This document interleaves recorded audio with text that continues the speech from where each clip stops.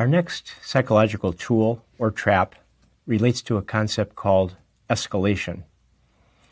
And the basic takeaway from this concept is that the most successful negotiators are able to look at the negotiations from the perspective of the other side. However, there is also another very important lesson from escalation that I want to mention. In teaching escalation, I use an exercise in class called the dollar auction, where basically I hold up a $20 bill, the meaning of life, and I explain to the class that I'm going to auction off the $20 bill to the highest bidder. They can bid in increments of $1. The highest bidder gets the 20. So if the highest bidder bids 12, that person pays me 12 and I give them the $20 bill. The only catch is that the second highest bidder also has to pay me. So if the second highest bidder bids 10, that person pays me 10 and receives nothing from me. So when I do this in class, what I've discovered is that at the beginning of the dollar auction, a lot of people participate. And then gradually, as you approach $20, most of them drop out. And so you're left with two bidders. Let's say, for instance, bidder A has bid 18, then bidder B comes in with 19. Now, if it stops right there, bidder B pays me 19 and receives the 20. Bidder A pays me 18 and gets nothing. So bidder A quickly figures out, well, if I jump to $20, then I'm going to pay 20, get 20 back, and I'll break even. So they bid 20. Then bidder B realizes, well, rather than paying 19 and get nothing back, I'll bid 21 and get 20 back, so I'm only out $1. So often the bidding will continue beyond 20 and move up into $30 or even $40 until finally the parties realized that this could go on indefinitely. And it did, not in my class, but in a class taught by a prominent professor at another university. And he explained that he did the dollar auction in his executive MBA class, and he explained very clearly to the students in the class that this wasn't just a game. They had to pay whatever they bid. So take the wildest guess possible as to what the winning bid was.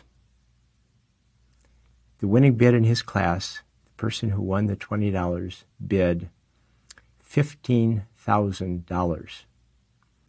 The person who came in second bid $14,500. Now, of course, as the numbers got larger, he wasn't limited to $1 increases. He allowed $500 increases.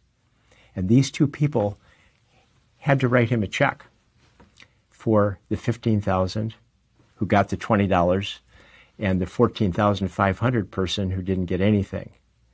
So he was very curious when this was over. What was going on? Why in the world would they bid so much money? Well, he asked the winning bidder, and she explained that she was a doctor. She liked to make donations to charity. She sort of guessed he was not going to keep the money. He was going to give it to charity. And so she decided to have fun with it and also make a charitable contribution with the $15,000. Then he asked the $14,500 person, why in the world would you bid that much? And this person explained that he just got caught up in the competition. He was a very competitive person. As I recall, he was an entrepreneur, and he just hated to lose. And so as a result, he was out $14,500 and did not even get the $20 back. Now, a lesson from this is something called competitive arousal that was written up in the Harvard Business Review. Competitive arousal occurs in a scenario like this, where there's intense rivalry, in this case, a one-on-one competition. There's a lot of time pressure, and you're in the spotlight. In this case, they're bidding in front of the class.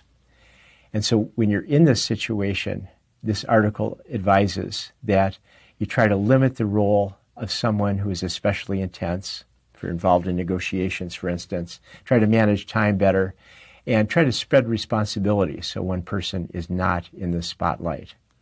If you're interested in this, you can look at this Harvard Business Review article called When Winning is Everything.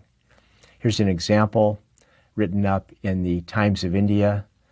Sunil Mittal, very successful entrepreneur.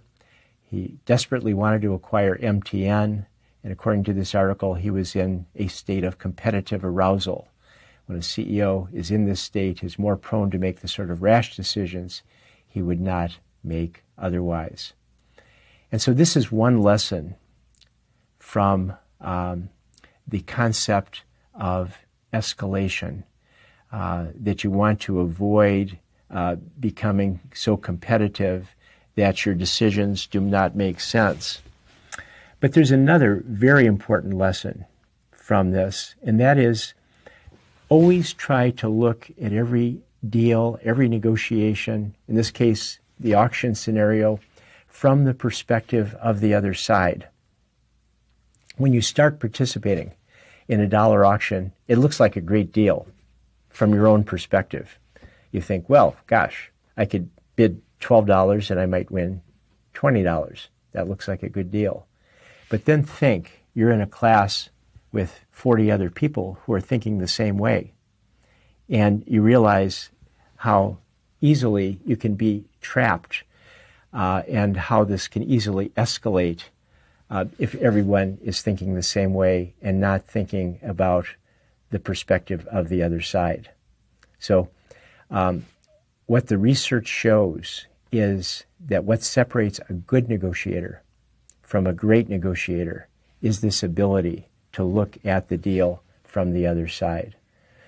I had dinner a couple of years ago with one of the most successful graduates of my business school. He was the chief finance officer of IBM. He was in the Apple board of directors. He was involved in many complex financial deals. And over the course of the dinner, I asked him, I said, Jerry, you've been involved in a number of very complex negotiations. You've probably seen some of the best negotiators in the world. What is it that separates these negotiators from others? And he didn't hesitate a second. He said, it's the ability to look at the deal from the other side. Another friend who is on the Michigan Business School faculty was a senior advisor to President Clinton. He left our faculty for a while to serve in this position. And over lunch, he told me about President Clinton's negotiating style. He said that when President Clinton was visiting the prime minister of another country, my friend would have a half hour, very strict time limits, to brief the president on the issues relating to the other country. And so he told me in that half hour, he was told to give the president 4 main points, 4 main issues between the two countries. And then after that, he was asked, how do these issues relate to the concerns of the other country?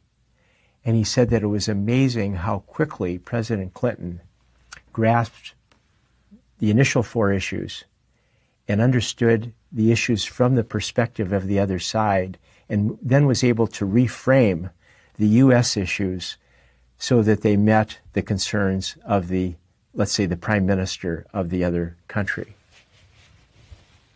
Let me test your ability to look at issues from the perspective of the other side with this story.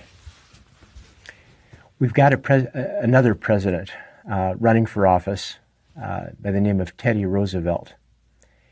And it's in the final stages of a campaign. And Teddy Roosevelt has, let's say, 3 million pamphlets printed with a picture of him looking very presidential on the pamphlet. And he intends to take a train tour across America, give speeches, and distribute these pamphlets. Just before the tour begins, after the pamphlets are printed, he learns that a photography studio holds the copyright to these pictures, to the picture on the pamphlets. And the problem is, he has no money left in his campaign to pay for copyright permission. Copyright permission could run, let's say, $1 a pamphlet. That would be $3 million, and he has no money left. He doesn't want to use the pamphlets illegally. That could kill his campaign. But he needs these pamphlets to win the election. So he had a huge dilemma, didn't know what to do. So finally he called a friend on Wall Street who was a famous negotiator. And he asked, "What should I do? Help me." Now, if he had called you under these circumstances, what would you do? Again, you need these 3 million pamphlets to win the election. You don't want to use the picture illegally in violation of copyright, and you don't have any money to pay for copyright permission. And when I ask this question in class, students come up with some pretty good possibilities. Well, why not make this person the official White House photographer if you win the election? Or why not give the photographer the chance for publicity, the publicity that you're using his picture on the pamphlets? And those are very good suggestions. But this is what the famous negotiator did. He sent a cable to the photography studio that said, "We're planning to distribute millions of pamphlets with Roosevelt's picture on the cover. It will be great publicity for the studio whose photograph we use. How much will you pay us to use your photo? Respond immediately." And the photography studio responded, I forget the exact amount, I think it was around $250. They said, "We'll pay you $250 to use the photo." So there's a great negotiator, somebody who was able to look at the situation from the perspective of the other side, and instead of paying them, it ended up the studio paying Roosevelt. Let's try one other example, and this is a bit of a mind bender. I'll warn you in advance. I hope you're awake wherever you are in the world, because this is a challenging scenario. So here's the deal. You work on an acquisitions team for a company, and you're considering making an offer to buy another company. The value of the target company is uncertain because they're involved in oil exploration. They're not sure of the results. The value could be anywhere from $0 to $100 million. And all of those values are equally likely. In other words, it's equally likely that the value is $47 million as it is $97 million. You do know that you have very good management in your company, and that under your management, the target company will be worth 50% higher than its current value, whatever that value is. Now, the target company knows exactly what it's worth because it knows the results of the oil exploration. How much would you bid? You can only make one offer, take it or leave it. So take as long as you want with this. Before I move on to the next slide, you might even hit pause. But think, how much would you bid? And the correct answer is that you should bid nothing, because all the offers that you might make have a negative value. Let's take an example. Let's say that you bid $60 million. Now, the target company knows exactly what it's worth. So if it's worth more than 60, the target company is not going to accept your offer. It's only going to accept offers that range from 0 to 60. What's the average value of those offers? 30 million on average because each value is equally likely. And you know that under your management, the company is going to be worth 50% more than the bid.